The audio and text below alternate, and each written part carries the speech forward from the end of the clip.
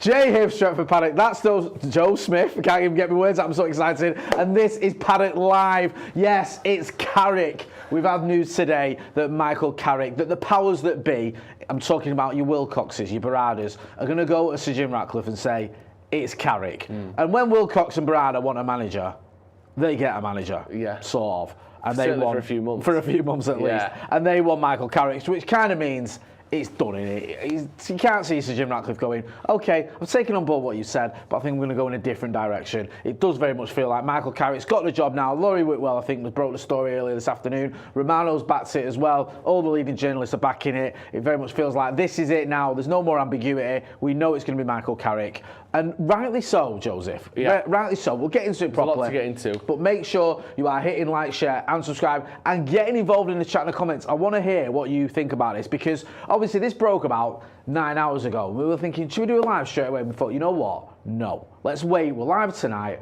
People kind of knew this was in the pipeline anyway. Let's sort of get the reaction, see what everyone's saying about it, and have a proper chat about it rather than just going straight away. So here we are. Joseph. Yes. How are you initially feeling? I'm very excited by this. I think it's the right thing to do. I'm excited to look through it, kind of pick our way through how we've got to this point. I mean, we know on the pitch how we've got to this point, but I'm looking forward to kind of going through all of this, looking at some of the reaction to it, and basically giving Michael Carrick a bit of praise and credit for what he's done so far at Man United, because it's been absolutely outstanding so far. So yeah, I'm looking forward to going through all this. Should we get into our first story then? I mean, I just want to get into some of the comments, the initial reaction to the story. So some of the comments here, quite a lot. Mick Holohan says, Camo Joe, who we hunting tonight, Joe? Tyler Wood says, fuck's sake, that fucking shirt. Kalarov says, can't see the wood for the Joes. Mick says, where's your sniper rifle, Joe? Welsh lad Damo says, where's Joe? Big Iron 7 says, why is Joe a floating head? Ivor Longshaft says, Kentucky militia, Joe. Rod Davis says, MTV Cribs, Joe is back. So you can get the initial reaction. What's this got to do with the stories? Well, that's just the comment. You said I'm going to get the reaction to the stories, and then you read all comments about my. Well, all the comments were about your comment. You'll be a floating head in a minute, pal. Your head will be floating through that fucking wall. Apologies. So let's get to our first story of the show. I'm sure there'll be more of those as the night goes on. And frankly, there will be. I'm looking forward to it. Carrick and Stick. Love that. Love it. Yes. That feels like it could be a proper back page. In jokes and all that, we love that. Yeah, explain to the masses. Well, it works on 3 levels, this one. I love 3s. Carrot and stick is a term. Yeah. Being nice and also being a bit nasty. Yeah, you get the carrot or the stick to get someone to do something. Of course. Someone called him Michael Carrot months ago on the channel. Yeah, which we love. Which we love. Also, this works because we have decided to stick with Michael Carrick. Yeah. So not only are we being nice and a bit nasty, which we are, we're sticking with Michael Carrick, it also blends in with the old pun about Perfect. Carrick. It's fantastic, actually. One of the best It's ones sensational.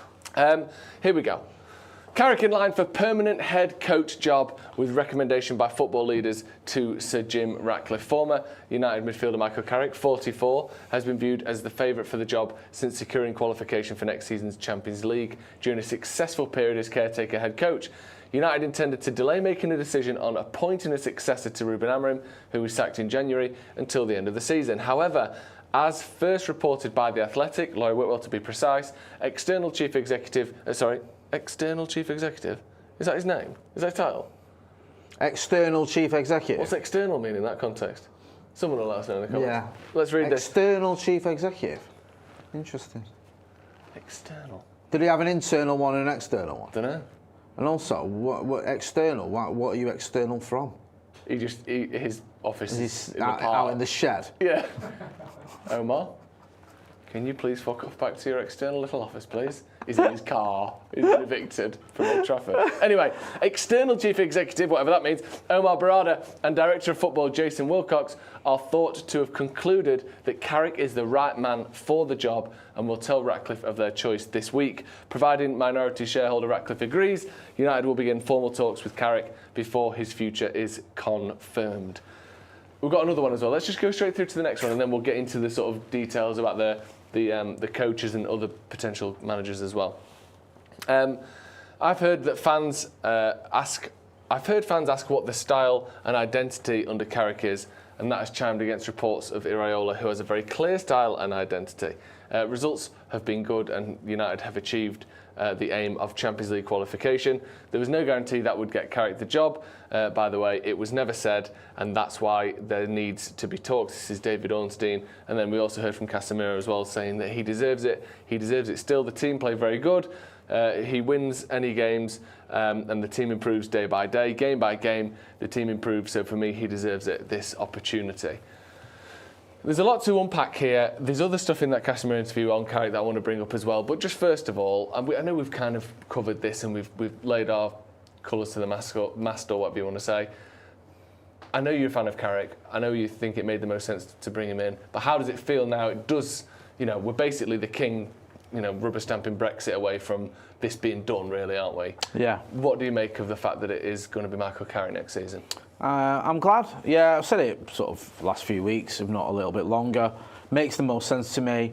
Of all the other candidates, and you can't really class Luis Enrique as a candidate because I don't think he is one. No. If he was, then that's a different conversation. But for the candidates that have been linked with, Iraola, Nagelsmann, maybe Tuchel if you can get him out of his deal with the FA, maybe Pochettino if you can get him out of his international deal as well. None of them really struck me as a sort of a dead cert, like someone you go, yeah, you got to get him. When Jose was available, even though Van Gaal was a good manager, Van Gaal was struggling, you thought, Jose's an obvious one. Get Jose in, he should have come in after Fergie. You've got to make this happen. It doesn't feel like that at the minute with anyone else. It doesn't feel like there's a one way you go, you've got to get him in. He's going to fix the problems at Manchester United. And I think Carrick's earned the right to be the permanent boss. He's earned the right to have all the things that people were saying in the summer about Ruben Amorim. He needs a pre-season. Give him a pre-season. Give him some signings. We said that after we'd been at the club for 6 months and we'd finished 15th and we'd lost the Europa League final to Spurs. And we kind of just went, oh, none of that's his fault. Let's give him a proper run. Michael Carrick's done the opposite. Michael Carrick's coming halfway through the season or 2/3 away in the season. Done pretty much, he has done as well as he could have done. Yeah. We weren't going to get top 2. I don't even think that was mathematically possible. I think we would have had to win every single game, which is not going to happen. So he finishes 3rd when we were 7th when he arrived after the Burnley game, which is as good as he could have done. That kind of says, look, that's enough for you to go, yeah, let's do it. I know we're not technically finishing 3rd yet. We could still lose our last 2 games or whatever, but it's more or less done. So I think, yeah, give him the chance. I've said it a million times, like, the thing with Manchester United, it's like that old boxer analogy, everyone's got a plan until they get punched in the face. Everyone knows, everyone's a good manager until they get to Old Trafford. Once you're in that dugout and you're managing Manchester United, you don't know what it's like. Michael Carrick does. And I'm not saying that means you get the job, but at least we know with Michael Carrick, he's not going to be overawed by the job itself. He's got a good relationship with the players that he's working with. He's got a good relationship with those above him because they recommended him for the permanent job. They wouldn't do that if he didn't have a good relationship with him because of what happened with Ruben Amorim. He's good with the media. He's got the ability to go up against Pep Guardiola, up against Mikel Arteta, he's done it twice, go up against Arne Slot and get wins. This isn't a guy who's just beat garbage and then you've gone, well, actually, he came in, we were rubbish, he's won a load of games you'd expect him to win, let's give him the job. He's beaten the big boys, he's beaten the top 2 teams, he's beaten our fiercest rivals, and he's done it with a squad and a team that wasn't really setting the world alight before he got there. We were doing okay, but we were 7th. That's not amazing. So I think there's every reason to give it him. Plus, just as Laurie said when he was on the channel a few months ago, he said, football is emotional. It's, we think a lot of the time with our hearts, don't we? Not with our heads.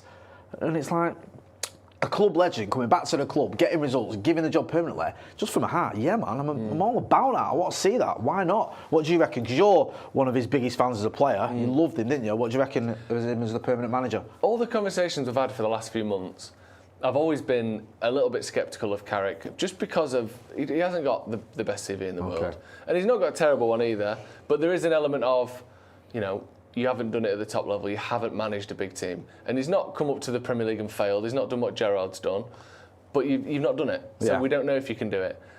When I heard the news today that it's basically done, I was so much happier than I thought I was going to be. Yeah. It felt like a relief and a weight off my mind about what United are going to be next season. This whole idea of having to get rid of him and bring someone else in, and then they struggle, and then Omar Berrada and Wilcox they have to sack him basically. If you brought Iraola in and United win 3 of the first 10 games and then sack him before Christmas, you're probably taking at least one of Wilcox and Berrada with you. Yeah. Because you can't keep making these mistakes and failures.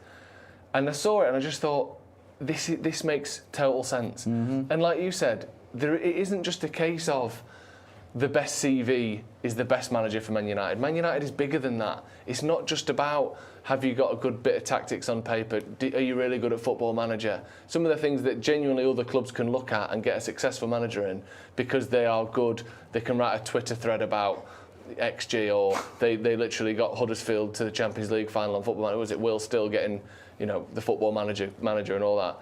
At Man United, it's about so much more than that. And actually, often it's about all the other stuff compared to that. Yeah. And I'm not saying that he's not tactical and he doesn't see football the modern way and he doesn't know what a high press is and how to get people jumping and going at this, and that and the other that all the other top managers can do.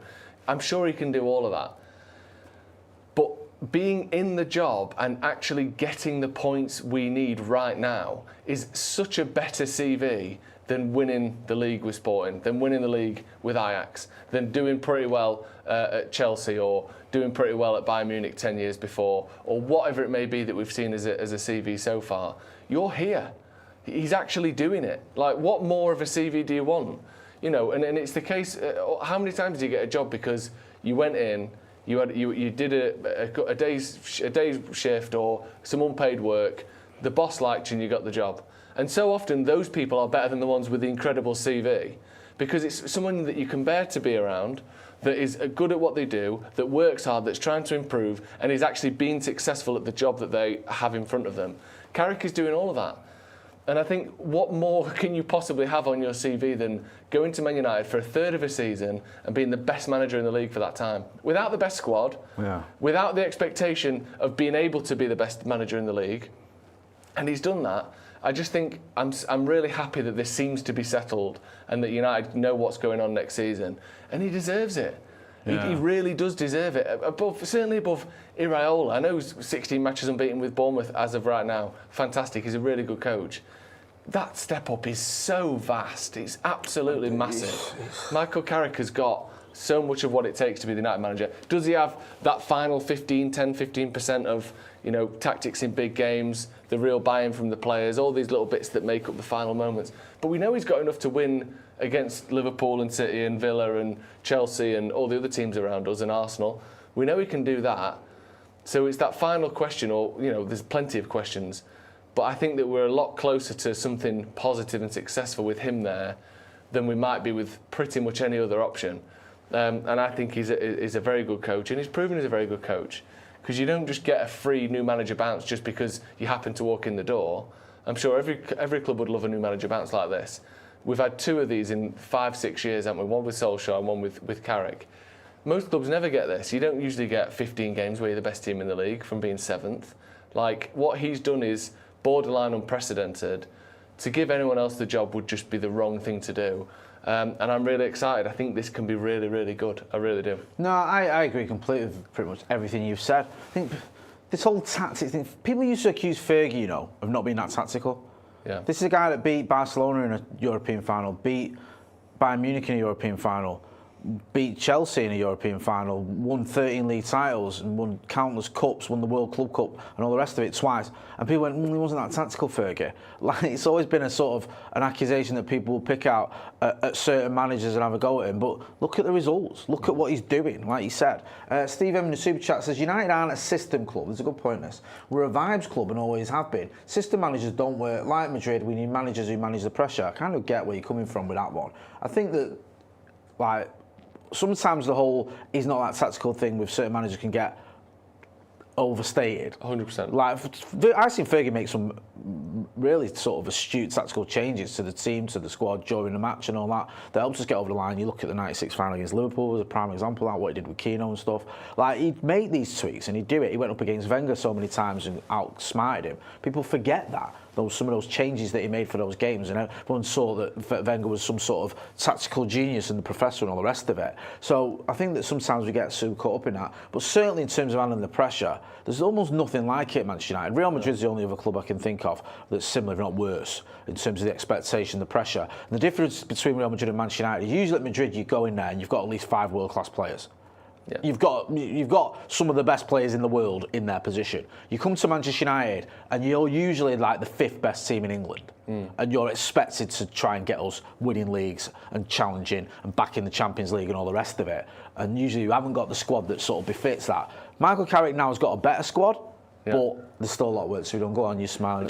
Also, let's just enjoy the fact. How great is it that we get to have a club legend as the manager again? Yeah, it's mint. Like, I know that people think that he didn't work under Solskjaer, so we can never do it again. But this is the dream, isn't it? If United could be successful anyway, would it not be with a player that has won everything as a player at Man United, who then goes on to be the manager and wins stuff again? Would that not be the ultimate dream of everyone at Manchester United? Like, if Carrick could be successful or Iraola could be successful, it would mean so much more to be successful with Carrick in the dugout than almost anyone else in the world. Do you know that is an incredible thing, the idea that we at least get to find out whether we can do this with a fucking club legend sat there and telling the players what to do. How perfect would that be? We all said that about Ollie. We said winning it with Ollie would have been great because we all loved him. Because of what he achieved in a player. And also, there's no ambiguity. You know, when sometimes you might get like a manager and you go, oh, he's a former player. Is he a club legend? Like, he was a good player. Like, is Arteta Arsenal legend? Is he fucked? No, he's absolutely not. No. And I don't. To be fair, I don't even think Arsenal fans are as deluded as they are saying he is. But you know, you get those former players who aren't quite club legends. I don't think there's an argument here that Michael Carrick isn't. He won the lot. He was with us for what, however many years? I can't remember. About one of the first names on the team sheet for the whole time. Like, as well. He was like he's up there in terms of our modern sort of players. So I don't think you're going, no, he's not really. He only won 5 Premier League titles in the Champions League, and you know what I mean. Played about 500 games for us, and he's not that great. He only won every single trophy you can possibly win at club level. Of course, he's not a club legend. Well, he is.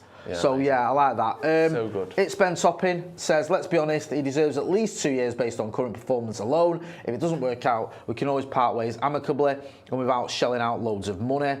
Let me know what you think. Let me know what you think about the length of the contract. We don't know what that's going to be like yet. I imagine he's going to get at least 2 years, maybe longer. It's all irrelevant, isn't it? The contract length is utterly irrelevant. No, it is. I'm just curious. I'm excited to see it, and it'd be interesting from a PR perspective what they decide to go for. But if you give him an 8-month contract or an 8-year contract, either way, no club on earth could poach him from us. I doubt there's a club in the world that he would rather be at than Manchester United. And if you want to sack him, you'll sack him anyway. Yeah. And you probably won't have to pay out the entire length of his contract either way. So they'll probably give him a two with an optional third, because that just feels pretty standard. But they could give him a 10-year contract. They'll sack him and probably give him 5 million. I think sometimes the length of contract can be a bit of a message rather than the actual. 100%. It's a message to the players. It's a message to the media. It's a message to the fans. Yeah. There's a belief. There's a backing of this man. It's not necessarily, unbreakable. It never is, because Ten Hag, Moyes was given a 6-year deal and was gone in 8 months. Yeah. We've seen how little it means when it actually comes down to the nuts and bolts of it. Was it Liam Rosenior? Wasn't he on like a 6, 7. What was he on? I thought it was a 7-year deal. 7-year deal? 6 or 7. Well, like 6 or a 7-year deal, who gives a shit? He lasted 10 games. Like, or whatever it was. Like, it doesn't matter. I know Chelsea are a bin fire compared to United. But that's the point. It's a bit of a message, isn't it? Yeah. Like, look, this is our guy. He's going to be here. We believe in him. We're backing him. Here's a contract. Here's some players. Go and do your thing. No, I'm mega excited. Let us know what you think. Ash United says, yes, Jay, good for morale. You know what I can't wait for as well, Jay? Sorry, get some comments in first. I don't want to people. Carrick needs Scholes as assistant. Carrick Scholes duo like 07-08. I don't think that's going to happen anytime soon, to be honest with you. No. Eden Croft says, we're more interested in what wildlife Joe is going to hunt after this. Trophies. Yes. I'm hunting trophies with Michael Carrick. That's what I'm doing. Okay. Hang on a minute. I think there's another little... Jack Carter... 2404 says Michael Carrick was an LVG quote, not just on here. Of course. There you go. Michael Carrick. Forgot about that. Was that around the Mike Smalling days as well? Yeah, it and was. The sex masochism. Yeah. Just one other thing. Come on, just one more thing. No, yeah. It's going to be really exciting now because we're going to get to see all those questions of like, What are your aims as the Man United coach? What's your target for next season? Can you win the league? It's all going to be like thinking of the future. Whereas now I'd just say, my job is to da-da-da-da. I've got to get to the end of the season. I'm going for it. Now we can start talking properly as well. Yeah. He's getting his feet under the table. Oh, I'm so excited. I was really happy when I saw this news this morning. I know it's sort of almost a given, but it's not actually, considering some managers had. But everyone seems to get on with him as well. There's no beef, is there really?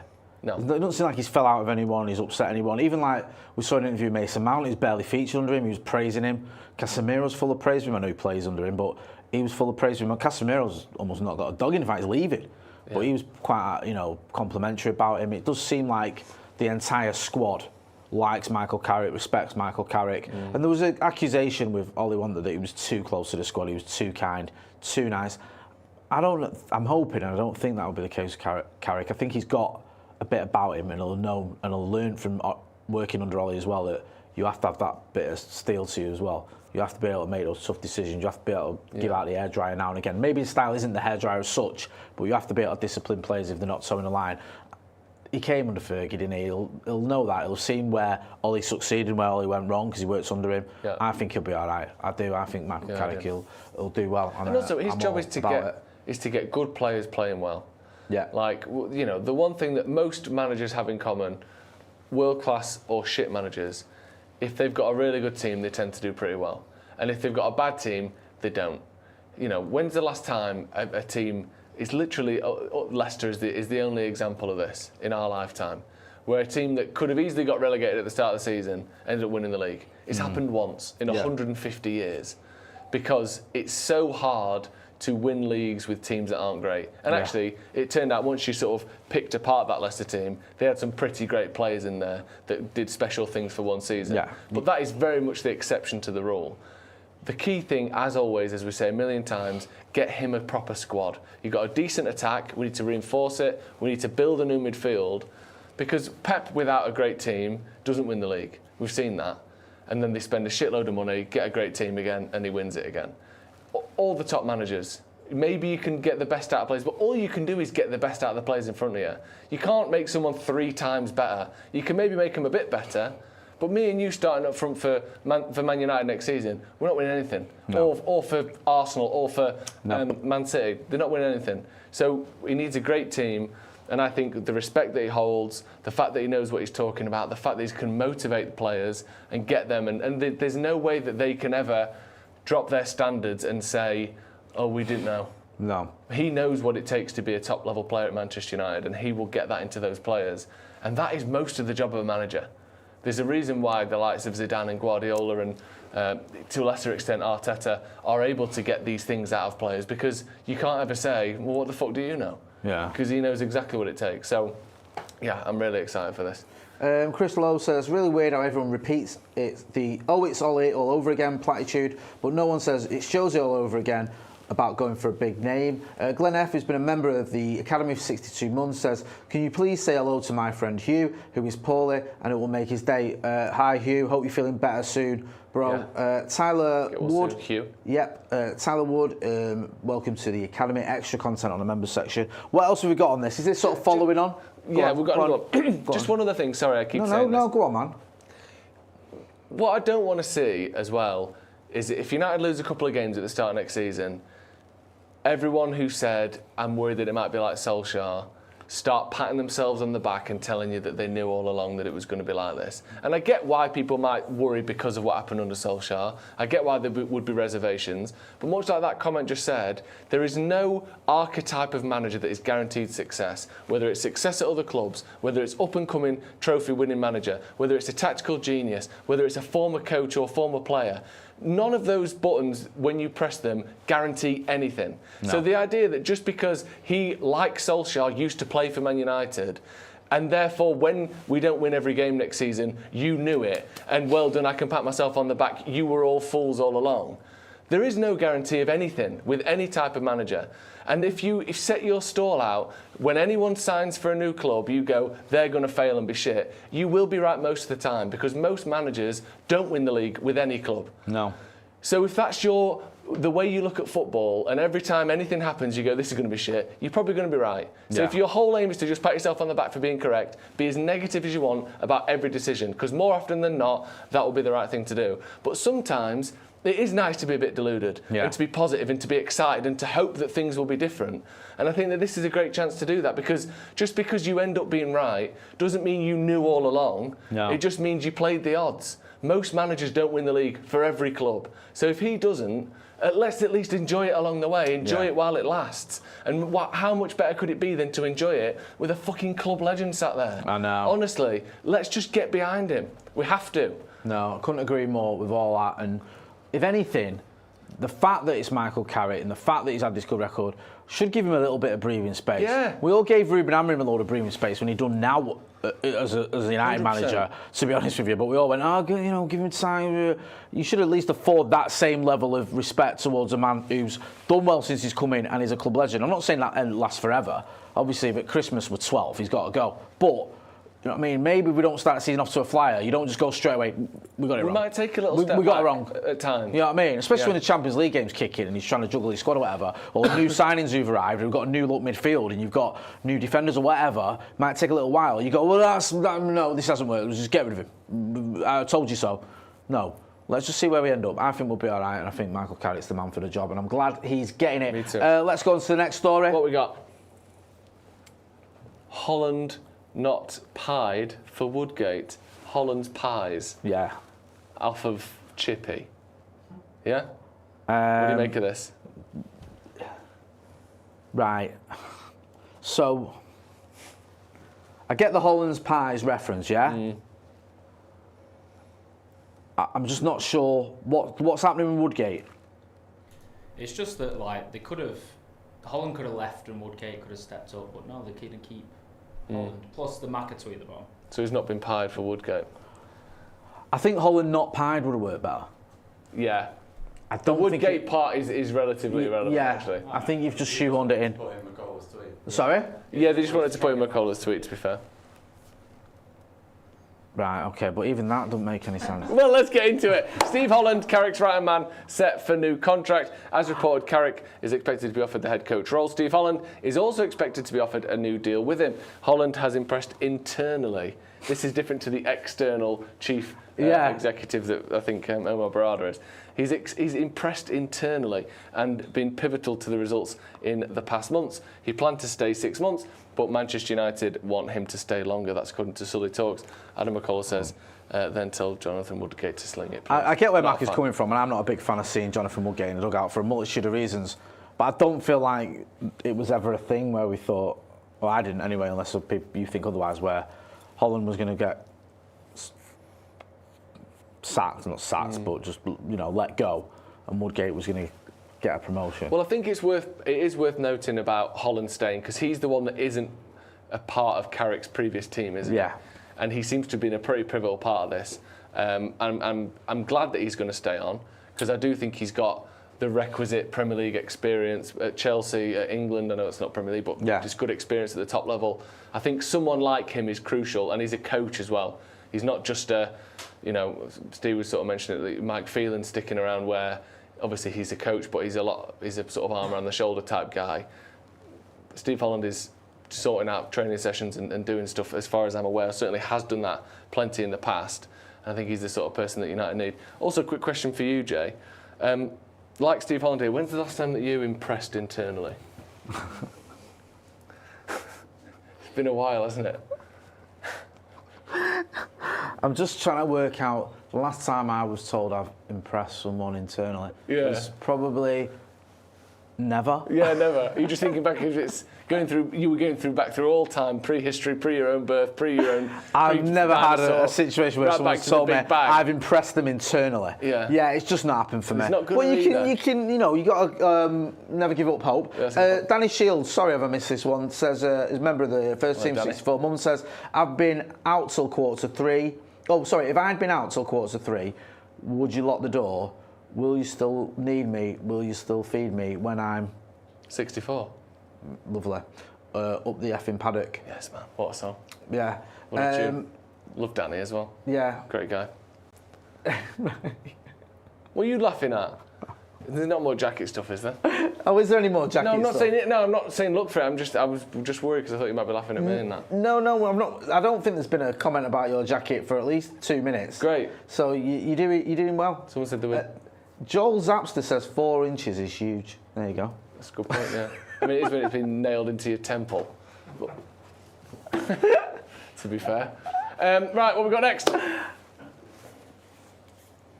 Cherry picking our next gaffer. I mean, get a haircut, mate. Manchester United meet with Andoni Iraola amid Chelsea interest. What do you make of this? Cherry picking our next gaffer. Yeah, it's fine. Yeah. Yeah, it is.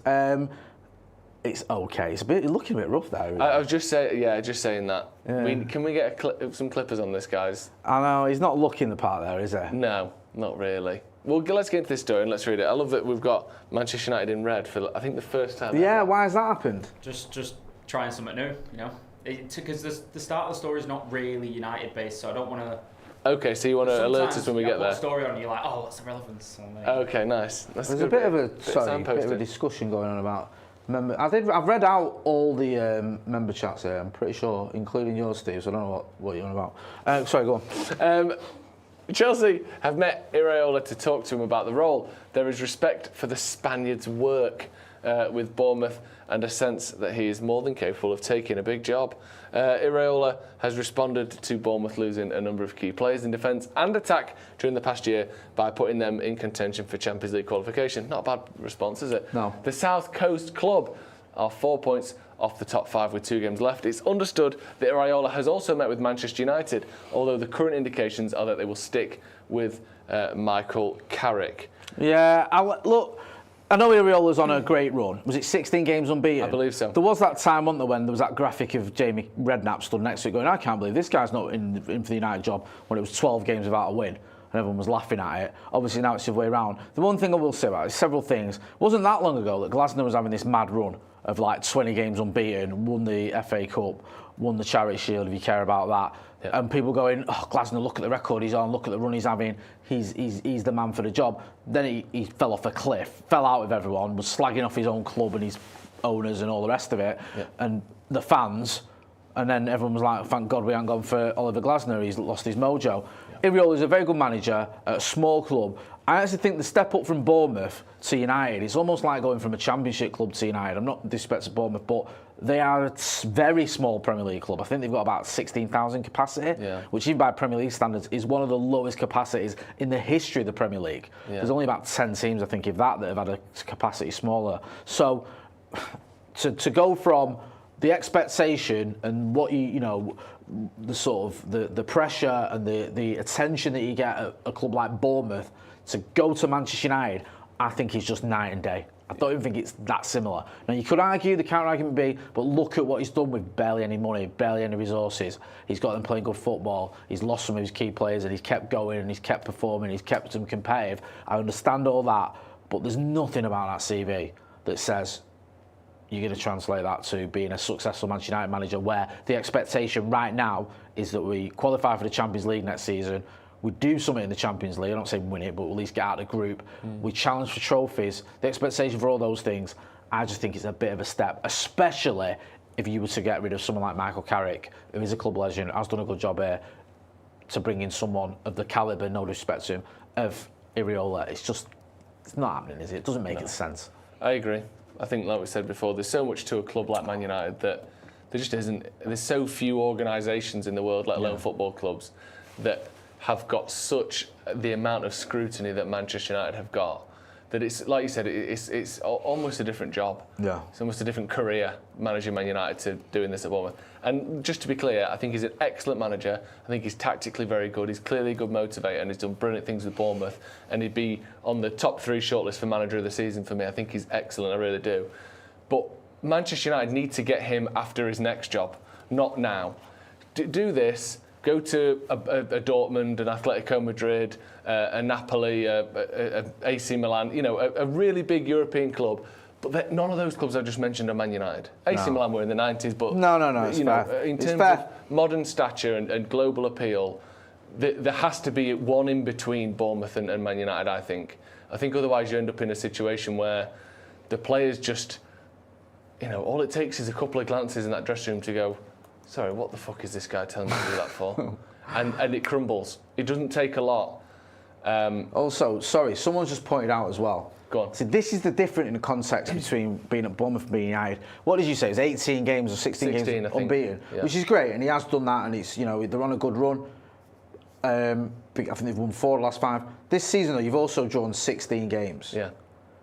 They had like 5 draws in a row. Yeah, which is it's the kind of thing that at Bournemouth is fine, and that no one really holds your feet to the fire because of that. If you're doing that kind of thing at United, it's different, and you get more criticism. It's not you've been unbeaten in 5 games. It's you haven't won anything in 5 games. You haven't won a game in the last 5. Yeah. That's the criticism. That's perspective on it. It is a little bit different. I agree with what you're saying. Go to a Napoli or a Dortmund or even if you're going to stay in the Premier League, maybe a club that's a bit bigger than Bournemouth, but not United level. Go to obviously, it's not going to happen now, but a Tottenham or an Everton or a Villa or something like that. City or something. Go to one of them clubs and then you progress to the big boys. But not now. Just another point, and this goes back to Carrick as well. 10 of the 12 Premier League winning managers won the Premier League with their first club in England. Really? Yeah.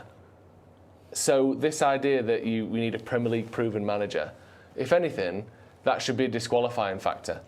Because it's almost always the case that when a top manager arrives at a club who are ready to win the league, it happens straight away. Or within, not with straight away as in... Did you say 10 of the 12? 10 of the 12. I think it's Dalglish and Ranieri are the only 2 that had managed another team in the top flight in England, or in England at all, before winning the league. I know it doesn't always take 1 year or 2 years, it takes 7 years. Was it 8 years that Arteta has been at Arsenal and look like they're going to win it? But it usually happens at that first club. Yeah. There's a connection that sticks and it works. And I don't think necessarily that picking a manager up from where Bournemouth are and hoping that he's going to be able to push on and win the league at United is the right way to do it. Like we said, I think he needs to go somewhere else, prove himself at that next level, managing Champions League level players, managing players that are on 200 grand a week and how that changes people's personalities and the pressure and the agents and all the other stuff that comes with it, and then take that big job at Man United or whatever. But for now, we don't need him, and I just don't think he's capable, really. I think the vultures will be circling very quickly for this guy. Yeah. If it went wrong, I think people would automatically be like, we should never have appointed him. You said about earlier, you get people out with Michael Carrick who are waiting because they didn't really back him. That would be minuscule in comparison to what this guy would get if it didn't quite work out, because you'd have people that were annoyed that we didn't go with Carrick because we all love him. You'd have people that would go in, why did we appoint the Bournemouth manager? What did we expect? What has he ever won and all that sort of jazz? I think as a player as well, I think he was a good player, wasn't he? Yeah. But he wasn't a big name top player. No. He doesn't have that to fall back on either. I just think I really like him. I think he can be a proper successful manager at any club in the world, really. But I think you almost have to do the graft. You have to overcome the fact that you weren't a world-class player by building your way through as a manager, like Jose did, or like all the top managers do. If you weren't a world-class player, you have to do a little bit more on the way up. Yeah. And I think that he's doing that. He's doing all the things he needs to, but this jump is. It's mad because you don't know what might happen with Areola. He might get a job and somewhere else and do really well and be like. I think he could. But for me, we've got the right guy, and that's Michael Carrick. Go on, what's the next one? What we got? Talk to me, just come be the men I need. It's a Olivia Dean? Yeah, that's right. It's an Olivia Dean song. Talk to me. Oh, yeah. I like Olivia Dean, yeah, it's decent, that. It works. It's contemporary. It's a shame that neither of us are great singers. No, yeah. Because we could have really belted this one out. But yeah, you've done that. You've done well there, I like it. Yeah, well, I'll take that. Well done. This is according to Sully Talks, who actually, before we get onto this, Sully Talks is an interesting proposition because he's someone that, as of 18 months ago, didn't really exist in terms of being a reliable source, doesn't write for any of the main outlets. You don't see, assuming it's a him, you don't see him on Sky Sports, you don't see him doing interviews, you don't really see anything from him. And yet, because obviously we always talk about how reliable people are, there definitely seems to be something there, doesn't there? There's a contact there or multiple contacts. He does seem to know what he's talking about, because it is unusual for us to quote someone that is basically a Twitter account. Yeah. without any kind of, like we said, public-facing journalistic kind of background. Yeah. But what's your take on him and his rise and his reliability? I've had a couple of chats with him privately, just online, and he seems like, I presume it's a guy, a good guy. And look, you can't argue. He's like Michael Carrick. You can't argue with the record. Yeah. It's just his hit rate. I don't think he's got anything wrong. I can't recall him getting anything wrong. And he's had exclusives. He's had stories that he's broke and have transpired, have turned out to be true. And you've got to give him credit, because it's not easy to sort of get that reputation. You have to be able to back it up. You have to have stories, because people will see through it if you just piggybacking off other people's work. If Ornstein does a tweet and then you reword it and do it yourself and go, look, my exclusive. People go, hang on a minute, David Ornstein had this 10 minutes ago, but he's literally led the way with quite a few stories. And yeah, like I said, there's no reason to doubt him. I mean, he keeps getting things right. So we quote him a lot in the news because of the fact that the evidence supports what he's saying. He turns out to be right about a lot of things. He's obviously got some good connections. He is a sort of little bit cloak and dagger. We don't know what it looks like, which is nothing wrong with that, as long as you keep getting things right. It's a bit annoying at points, because I don't mind having him on the channel and chatting to him. But no, fair play to him. He's come from almost from nowhere, got a lot of things right. I think just from these conversations I've had with him and the way he was, he gives a shit about the club. Okay. I don't think this is an objective, just journalist type. I think he's a United fan. I think he cares, and I think there's an element of that in the way he words things and does things. I'm not saying he's a PR person for Manchester United. I'm not saying that at all. I'm saying this is a guy who's reporting on Manchester United with the sort of the interest of wanting United to succeed, and that's how he's looking at things, you know, objectively, but also with a sort of United slant, like we do, or we try to do. So yeah, he's doing well, and you know, hopefully it'll continue for him, because he certainly broke a lot of stories, and when he's saying this one that you're going to read out, I have every reason to believe it's true. Do you think he's Matthias de Ligt? Oh, there's a bit of a correlation between de Ligt getting injured and all these stories. What I'm saying. All these stories. Certainly would have a bit of an in at Carrington. Yeah, no, that's I thought it was hammering. Too late now. Can't be anymore. No, that was the thing. Crossing off I thought people. it was that big fella that used to do me head in. What's his name again, Ben? Adelio Candido. Yeah, I thought it was him. But no, he's gone as well. So yeah, I think you're right. I think it's still it. We've cracked it. His secret's out, Sully. There we go. Go on. Real Madrid would be open to letting Tchouaméni leave, only on the basis that the player himself asked to leave. It's up to United to try to convince him to join, as Madrid want to keep him. His current stance is that he wants to stay, and if he does stay, Madrid will look to renew his contract as it expires in 2028. He's a player who is high on the Red Devils shortlist of midfielders and admired internally. Interesting. What is going on with all these internal examinations and external? Why is everything internal and external? It's doing my Sweden. Seriously. Go on. Thank you. While it could very much be the case that his agent may be looking for a better deal for his client, the interest in Tchouaméni is very much real from United's side. He is seen as the perfect profile to partner with Kobbie Mainoo and a dream signing. The situation is still very early, with a lot of names still being assessed. Interesting bit of wording here. So Madrid don't want him to go, he doesn't want to leave, but Madrid would let him go if he said he wanted to. What's that about? It's a bit odd, isn't it? I don't know. It doesn't tell you a lot, does it? This. It kind of. I'm not having a dig at Sully Talks for reporting it, because obviously that's what he's been told. But it does feel a little bit like borderline meaningless, in the sense that he's basically saying a player isn't really for sale, but if he went to the club and said, I want to go, the club would be like, all right, you can fuck off. Yeah. Which, there's probably lots of players like that. Yeah. If they went to the club and said, I've had enough, I'm going, the club would be like, if you don't want to be here, you can fucking do one, especially if we get a bid for you. So whilst I understand why he's reported and it's worth reporting, I'm not going to get too excited about this, because I don't feel like it's moving the story forward that much. Personally, what do you reckon? No, I think it makes it clear what United need to do. Assuming this is correct, what it says is United need to convince him to join. Yeah. That's our job. Yeah. Our job here is to get Tchouaméni to want to join Manchester United. Because at the moment, if he doesn't, then it's not going to happen, is it? This whole thing relies on him wanting to be here, which should be the prerequisite for every signing United make anyway. But in this occasion, it seems as though it is literally a prerequisite in terms of getting the deal done at all. So let's work on that. If he's the one that United are keen on, if there's just no interest whatsoever, let's move on. But if there is a sense that he could be up for it, he likes Man United, maybe he used to support them as a kid, I don't know, all these things that can sort of go into these decisions, then push it and see how far we can push it and get Casemiro to push it and get all these other people to push it. Because he might come here, like so many others have done from Real Madrid, and realise that we are a bit more kind as fans, we are a bit more forgiving, we are a bit more loving when things aren't going well, and even more when things are going well. If you want to bounce our captain's head off a table, that's fine. We'll let you. We're not going to argue with you. And you can't injure Bruno, so go ahead, beat him up. He's made a stern stuff. You think Bruno's going to hospital because he gets knocked out? He's playing the second half, mate. Yeah, exactly. Not an issue. Yeah, fine. Don't worry about it. He's literally just made of rubber with teeth. Pooja Pants makes a great point. Pooja Pants. Shit himself. Yeah. He says he makes a really salient point, actually. Joe is dressed like an American sniper and Jay's dressed like a mature student campus shooting witness.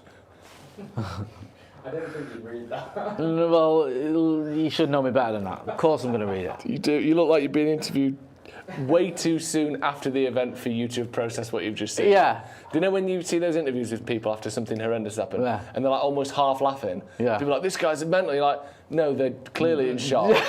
This is the worst moment of their life. No one should have put a camera in front of their face. And they're like smiling their way through, talking about someone being beheaded or something. You do look a bit like that. Yeah. I don't know. Right, what have we got next? Is this the last one? This is. There you go. Well done. He's 15. Love that. Very good. Yes. Michael Owen training video reference. Classic, yeah. Really good. JJ Gabriel is the hashtag under-18s Premier League player of the season. Jay, it was never in doubt, really, was it? It's not. I'm worried about JJ Gabriel. Why? I'm just scared that he's going to leave us in a year's time and go somewhere else. Where's he going to go? Smash it anywhere. Anyone will have him, won't they? Barca. Yeah, well, Barca I could probably stomach it. So if he goes to another Premier League club, I'll be devastated. He's obviously smashing it. He's obviously one of the best youngsters we've ever had, according to the people that watch him and some of the reports you've heard as well. These nicknames like Kid Messi, which at first seem ridiculous, but there's people saying there's a reason for that. There's a reason why like Ruben Amorim and other managers have had him like in and around the squad, just like not as part of the squad, but meeting the team and all that sort of stuff. The kind of stuff that Fergie used to do with Beckham. Yeah, he's very, very gifted, very special. I just hope we can keep hold of him. I'd love to see him sign a new deal in a year's time or whenever it is. Stay in Manchester United for at least sort of 5 or 6 years. Give us a few years. Even if he does a bit of a Ronnie and stays to his early 20s and then fucks off to Madrid. Just give us something. So, fantastic player, very exciting. Just hope he's here for a little while. That's great chance to see him as well tomorrow night, FA Youth Cup final. Yes. There's only 8 United fans allowed to go because City are holding it in a car park, but it is on TNT, I believe, and BBC Sport, so it's very watchable. Obviously, especially in England, I don't know what, it's probably much less watchable if you're not in England, but get your VPN out and give it a watch tomorrow night. 7 o'clock kickoff as well, isn't it? Yeah, we've done all the whole thing about the tickets and all that, just a shambles, but we'll have we'll be covering it on the socials as well, and obviously keep you updated, and we'll have Finn on the Friday to sort of do a little bit of a chat about it and do a review of the game and a review of the season on the whole for the under-18s as well, and hopefully talk about JJ Gabriel smashing it. I think he's on the cusp as well. Sorry, no, go on. Is he like 1 goal behind the like all-time under-18s record, Premier League record in terms of goals for a season? I think he's on like 23 and the record is 24. Someone I think he's not even a striker. I think Daz has said he's another 18 months, sorry, not a year, he's locked down for. So we've got another 18 months, I think, of it. But yeah, no, you're right. I mean, he's absolutely smashing it. Insane. Tomorrow's a good one, isn't it? Very good, very exciting day tomorrow. So we've got the news in the morning. Then we've also got Off the Bar. Yeah. We've got Uncensored. Yeah. And we're getting Laurie Whitwell in as well to go through all of the stuff from that article today. How exactly have they come to the decision of hiring Michael Carrick, and updates on transfers, all the other good stuff you expect from Laurie as well. So I'm really looking forward to that because we can really break down exactly what's been going on at Man United this week. So yeah, big day tomorrow. Big day, looking forward to it. Go and check Joe out on the Sloppy Joe's podcast as well. Make sure you're checking out the merchandise. There's a link in the pinned comment or the pinned chat to the merchandise at Stretford Paddock shop. Joe, always a pleasure, never a chore. Thank you very much, mate. See you on the next one. That's been Joe Smith. I'm Jay Morty. Don't forget as well, say ta-ra to the producers. Good puns tonight. Good stuff. Well done, lads. See you soon.